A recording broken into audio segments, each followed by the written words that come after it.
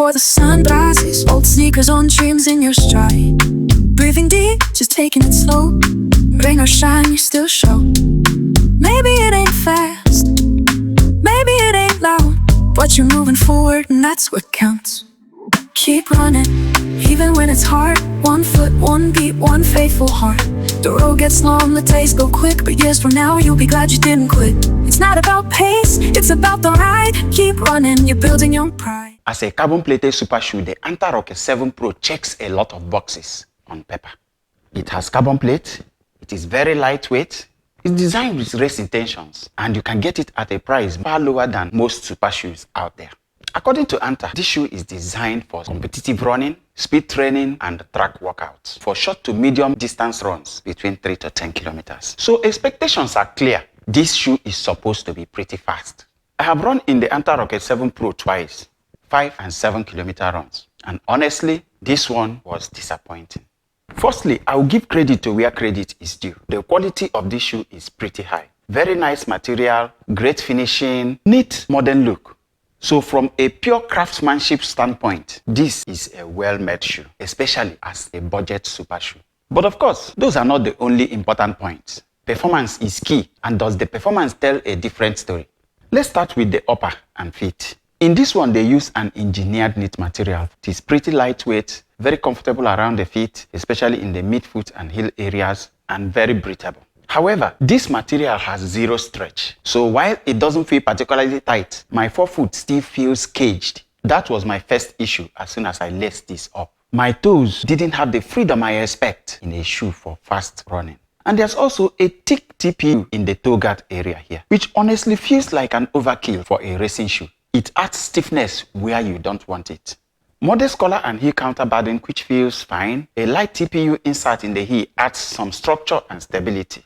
The tongue has midfoot bands that helps keep it in place and also adds to that midfoot lockdown. However, under the laces, it offers very little comfort, especially when you secure the laces more firmly. In terms of fit, this one fits true to size. Shoe length and width is pretty okay. Lockdown is very good both in the midfoot and in the heel. The fit is not a problem here. Insole is soft, light, removable, and in itself gave a pretty decent underfoot comfort. The midsole foam is what they call the nitrogen 80. The base material is not listed, but looking at the beaded structure, I suspect this is probably a TPU material. It's divided into 2 parts with the carbon plate inserted between them. Now this carbon plate is kind of cupped, which you can see from the side here. It cupped the foot to improve the stability, giving that secure feel you get when you lace up the shoes. The stack height is also not on their website, but from my measurements, about 34 millimeters in the heel. And they told us on the website that it has a 6 millimeter heel to toe drop. Underfoot, it feels very firm. Not particularly bouncy, very little energy return, especially considering that this is supposed to be a pretty fast shoe. If you look at this shoe, you notice that it has a deep heel bevel and a nice rocker in the forefoot. That gives that rolling effect as you run, and that's the best part that you are going to get from the ride of these shoes. Very smooth transitions from landing to toe off. The outsole is one of the few highlights for this shoe. Near full rubber coverage in this one and gives an excellent grip on dry pavement. On my scale, these weigh 268 grams in US 11, which is pretty lightweight for a speed trainer. And on foot, the shoe does feel light. Now let's talk run experience.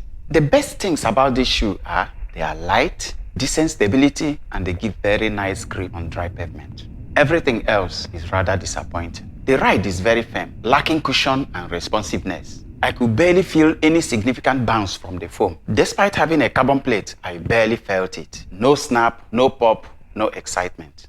The best part of the ride of this foam is a combination of the heel bevel and the rocker that gave a very nice smooth rolling ride from landing to toe off. But it couldn't rescue the overall run experience. The shoe just feels dull. I tried to run in this several times and every time they honestly kill the mood.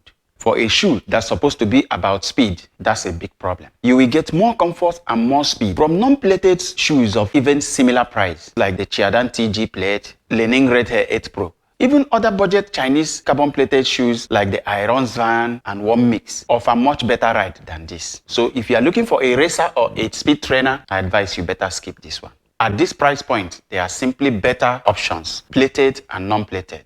The Anta Rocket 7 Pro looks very good on paper, and on hand it feels very well made, but on the run it completely misses the mark. I think that's it for this one, guys.